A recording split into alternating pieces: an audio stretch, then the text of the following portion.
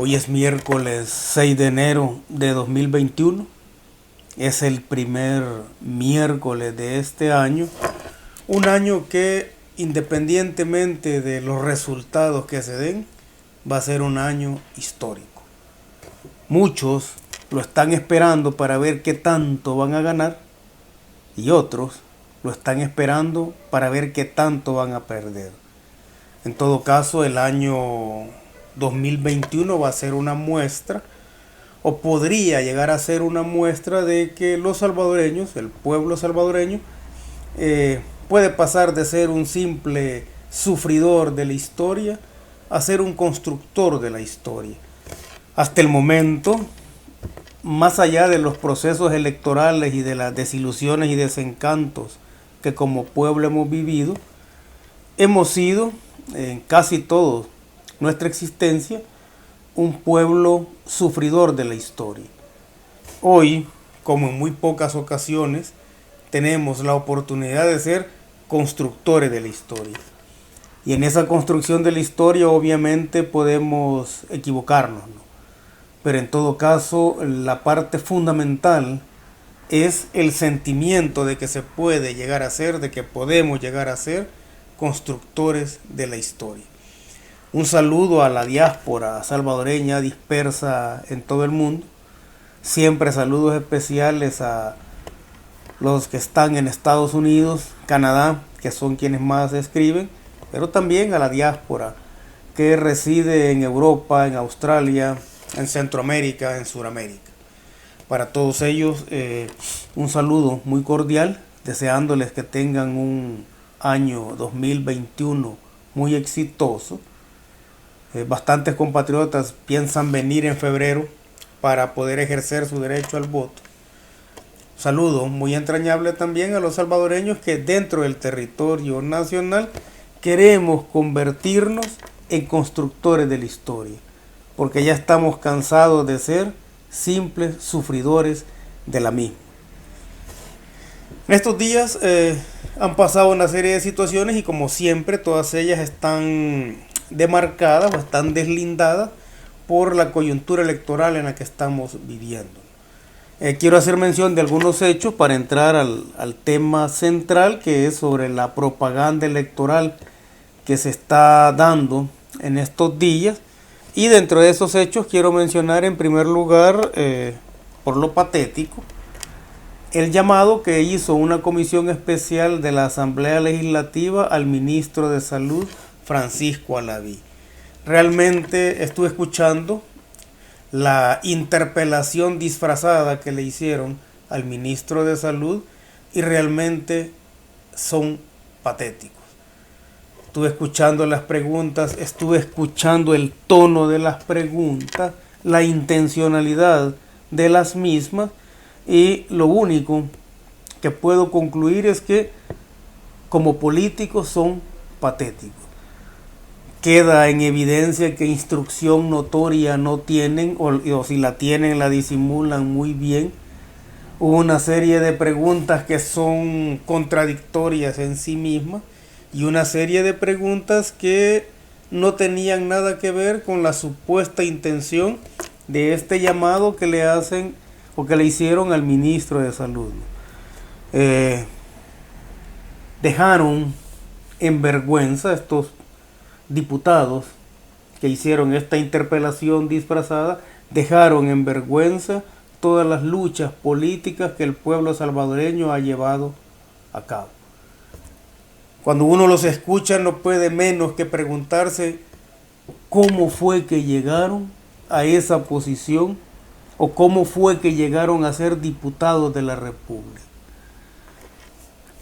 Bueno, una de las preguntas más interesantes y más insidiosas de todas es en la que insistía el diputado Correa, en que por qué había muerto tanto, y pongamos este tanto o tantos, tantas personas del gremio médico o del sector médico que estuvieron atendiendo a la pandemia.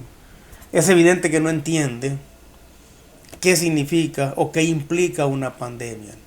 Reclamarle al ministro de Salud las muertes del personal médico durante una pandemia es como reclamarle a un general la muerte de los soldados en una guerra.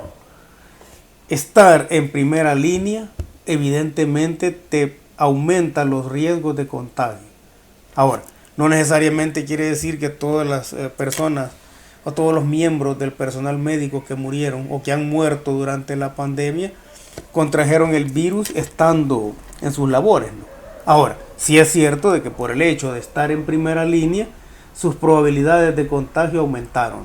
Pero en todo caso quedaba en evidencia cuál era la intención de esta comisión, ¿no?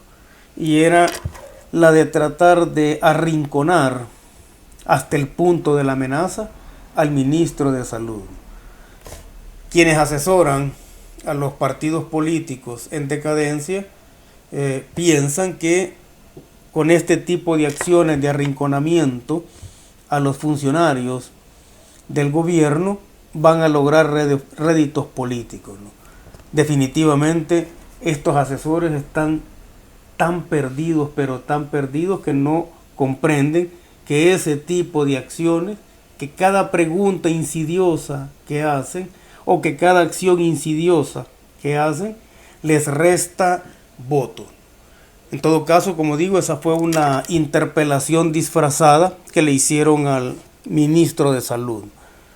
Otro hecho que es relevante mencionar en esta coyuntura electoral en la que estamos es el mea culpa que expresaron un par de dirigentes de la comisión política del FMLN. Ya antes había la máxima dirigencia del partido Arena había pedido perdón por lo que ellos consideran errores cometidos, y en este caso lo que vimos fue una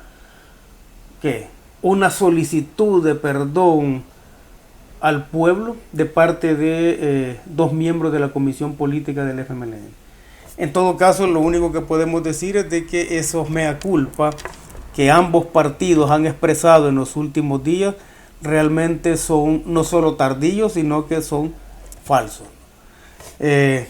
Todos aquellos que participaron de alguna forma en los distintos gobiernos, tanto de Arena como del FMLN, o todos aquellos que actualmente son candidatos y han aceptado serlo de parte de cada uno de esos partidos, se dieron cuenta anteriormente de todos los errores, así entre comillas, que estaban cometiendo, de toda la mala gestión que estaban llevando a cabo ambos partidos, ¿no? Y en esos momentos guardaron silencio.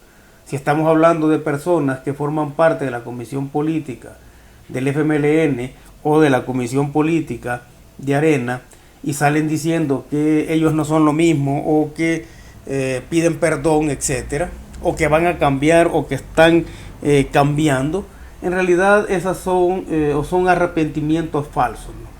Porque ellos fueron parte de todo ese proceso de perversión de la política que se llevó a cabo durante los últimos 30 o 40 años y guardaron silencio. Entonces, si guardaron silencio en ese momento, ya sea porque eran funcionarios o porque de alguna forma obtenían beneficios, se convirtieron en cómplices. Entonces, que ahora salgan diciendo que se arrepienten o que los errores que cometieron no los van a cometer o que van a cambiar, son actos, como digo, de arrepentimiento falso. En todo caso, quienes podrían tal vez refundar o darle nuevos aires a estos partidos serían todos aquellos militantes de los mismos que forman parte de las bases que trabajan día a día con los sectores populares, ¿no? Pero eso evidentemente no lo vamos a ver en ninguno de los dos casos. Estos dos partidos políticos, bueno, incluyamos al PDC también, ¿no? Estos tres partidos políticos no se han dado cuenta de que la peor propaganda que tienen en su contra son ellos mismos. Estos partidos políticos no se han dado cuenta de que la peor carta de presentación que tienen son ellos mismos, porque cuando fueron gobierno no hicieron nada de lo que están exigiendo en este momento, ¿no? Si ellos hubieran hecho bien las cosas, o si el hecho de estar en ese proceso de decadencia evidente en el que están, si eso fuera producto de una conspiración, no tendría mucho peso si ellos hubieran hecho bien las cosas. Si ambos partidos hubieran actuado cercanos al pueblo, si ambos partidos hubieran actuado en función del pueblo, en este momento el pueblo estaría todavía favoreciéndolos con su voto. Sin embargo, no sucede eso. Lo que vemos entonces no es una conspiración en contra de los dos partidos tradicionales y que antes eran los más grandes. Lo que vemos es un proceso de indignación de la gente, y por eso, si ellos mismos son la peor carta de presentación que tienen, no importa lo que hagan, no importa lo que digan, el pueblo ya tomó la decisión de no respaldarlos nunca más, o al menos no respaldarlos en los próximos procesos electorales. Ahora, hemos entrado a la campaña electoral en términos oficiales.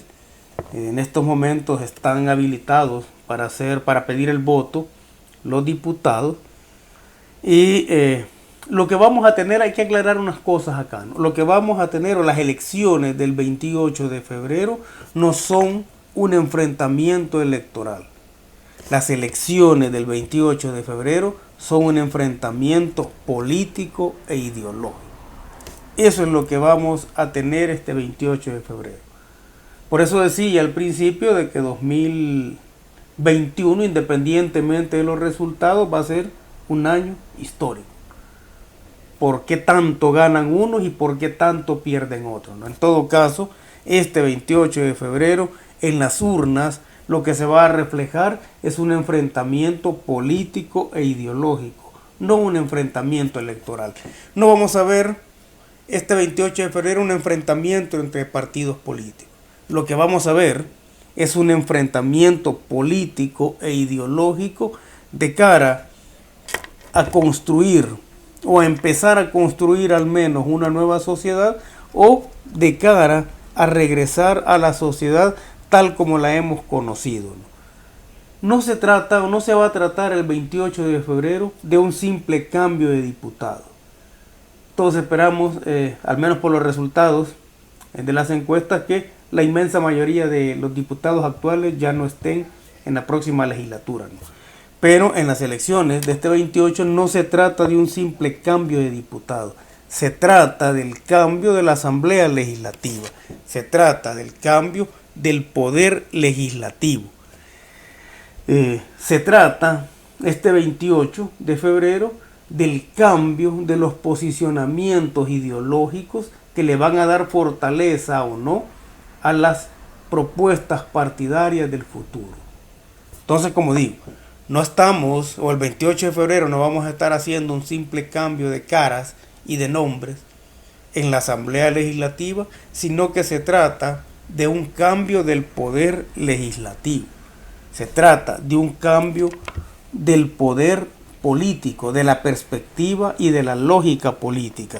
Estamos pensando que este 28 de febrero va a ser el momento culminante de lo que bien podríamos denominar como una crisis, o como la crisis de la situación de transformación social en El Salvador.